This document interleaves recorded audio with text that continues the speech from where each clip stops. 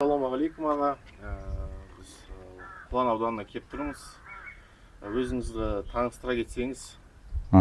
Мен Бақыт Төлепбаев фамилиям. Осы Құлан ауданы Құмарғы ауылынан.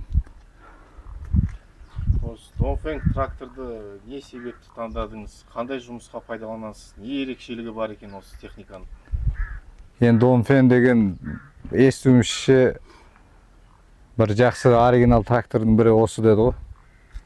Анау электроникасы аз, жаңағы өзіміздің қазақи тракторға келеді деп. Содан кейін осы таңдадық, осы тракторды.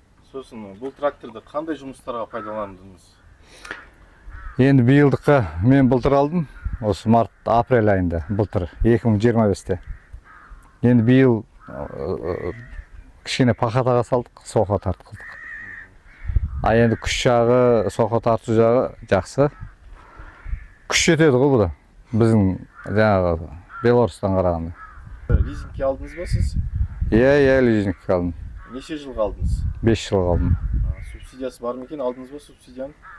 Жоқ, субсидия алғанда, субсидия сол жаңа қанша ұмытып та қалдым, 1%-ін бізге беру керек еді. Біз осыған құя салдық қой тракторға.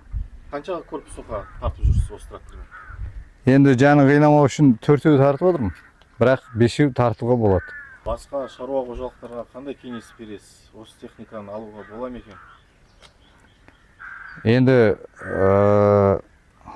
әркімнің енді ойы әрқалай ғой, енді кімге айтып.